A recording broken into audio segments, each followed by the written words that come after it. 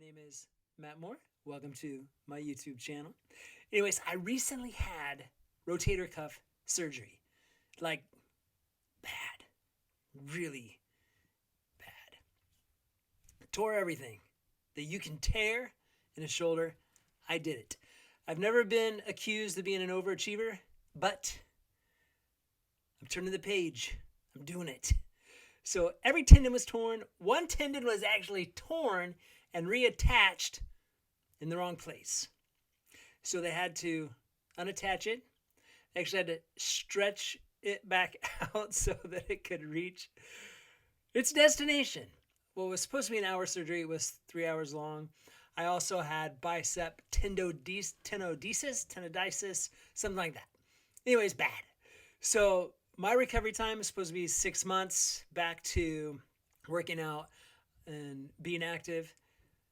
After surgery, the surgeon said it's going to be more like a year, which did not make me happy. Another thing that was incredibly helpful, besides training myself with my left hand about a month out before surgery and getting things done like around my house and yard and prepping things and just so that I could go into this surgery knowing that I planned to prepare to the best of my ability.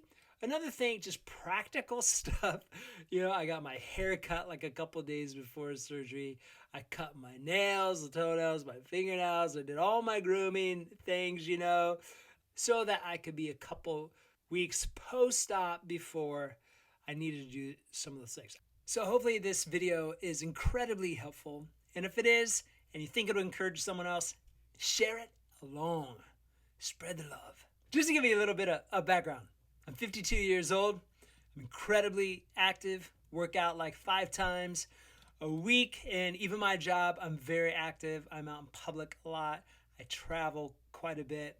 And so I need my right arm. That's my dominant arm, and that is the one I had rotator cuff surgery on. It really impacted me quite a bit, frankly. Where I was set back probably the most was just in my mindset. And so post-surgery depression, it's very common, but it's rarely talked about. And so we're going to be talking about a lot of different things in these videos. I'm going to let you guys know as I progress, but I am 1 week post-op right now. The first week was pretty rough.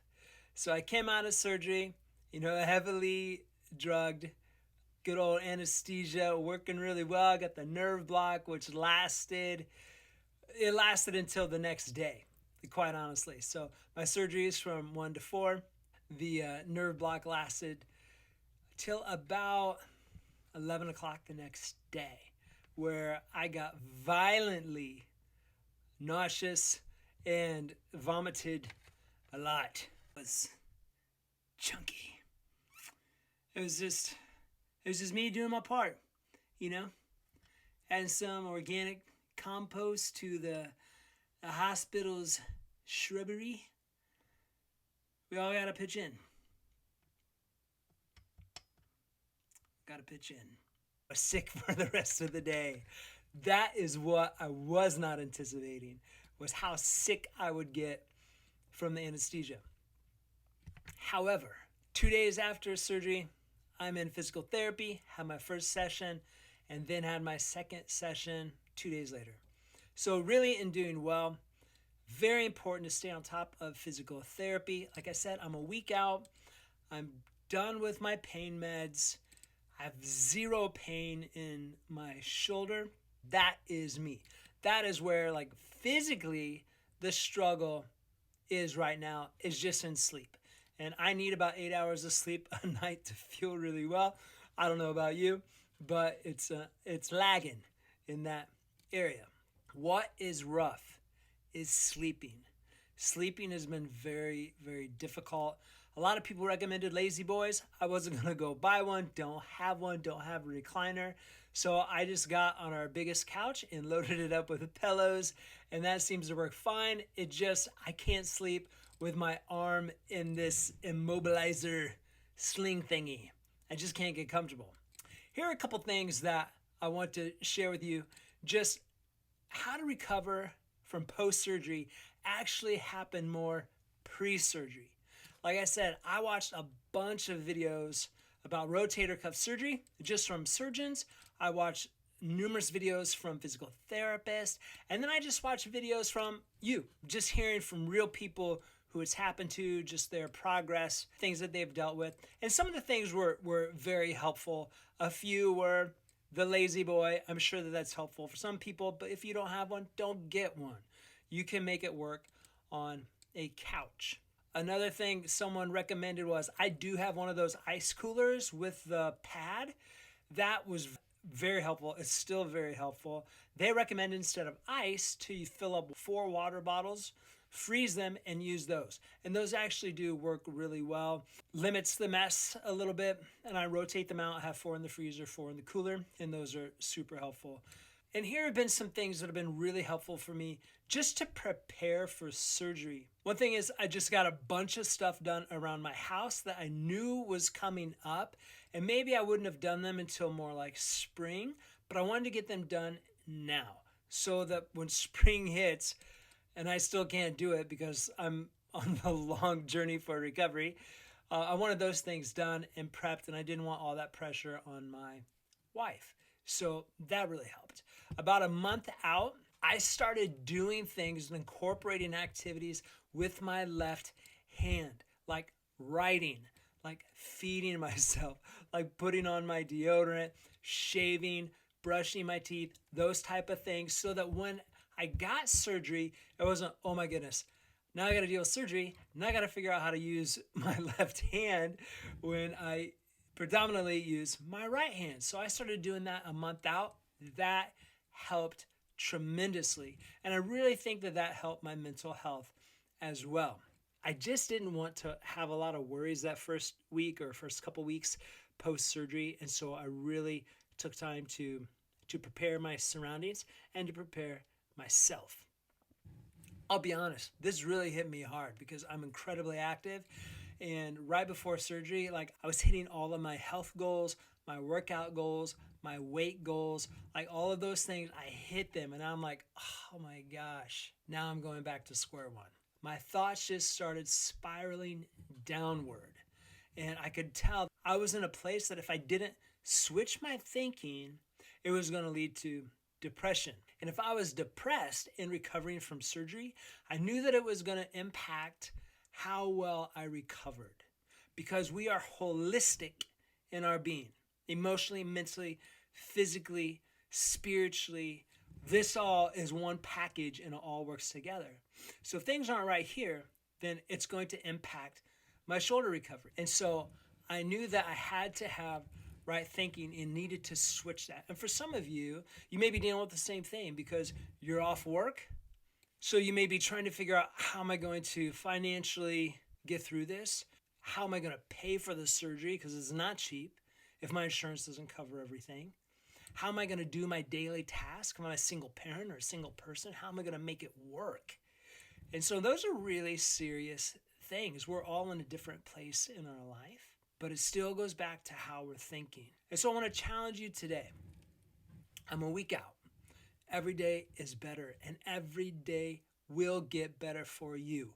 Hopefully here is a gem of wisdom, is that instead of thinking, oh my gosh, I've got one more day in a sling, I can't take it any longer, I just want to rip it off, I'm so frustrated, which my thoughts can go to sometimes, I have to think, I am one day closer to being fully healed. I'm one day closer to having this arm sling off. I'm one day closer to normal.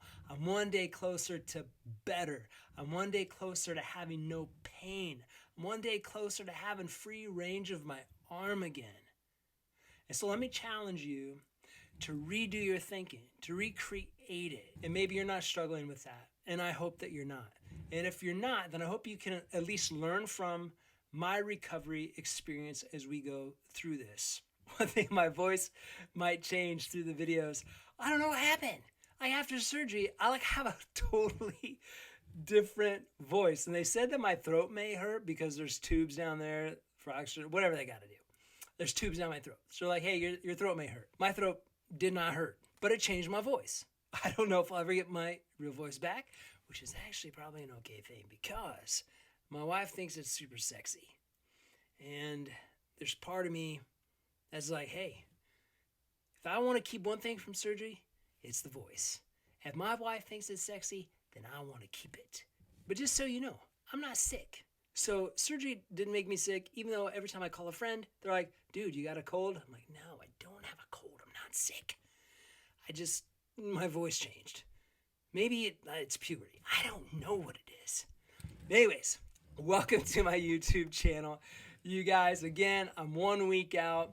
I'm going to let you know how I'm doing in these videos, but I'm also going to have just practical steps, practical things that we can do to live our very best life, even in an arm sling. So travel with me, you guys. I hope you're encouraged.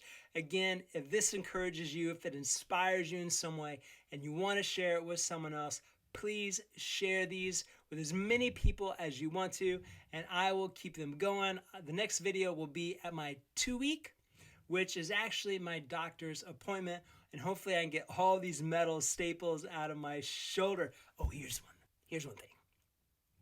I thought it was a microscopic surgery. And even though I watched some videos on the surgery and things, I didn't really see the scars. So I thought I was just gonna have like these 4 little incisions, maybe 5 incisions, just teeny tiny little things. Because one of the videos I watched, they just had little slits and put like little metal pipes in, and the camera and tools went through these little metal pipes. It was so cool. I'm like, oh, that's cool. That's not gonna be so bad. I have Frankenstein shoulder. I get straight up out of the movies. And when I first took my bandages off, my wife about passed out. I almost threw up. I was really shocked because I got huge scars and tons of metal staples in my shoulder. I love my surgeon. I love the team. They were amazing. They were wonderful. I cannot applaud them enough throughout the entire process. Okay, guys, I will be back and let you know what's up. So, Shaka, be good, be kind, live your best life. Whatever crazy comes into my head. You can also follow my Instagram channel if you want to get shorter videos or quirky, funny updates, random thoughts. So my Instagram is @MattMooreActor. That's it. I'll put it right here. Let's see. Here. Right there. Right there.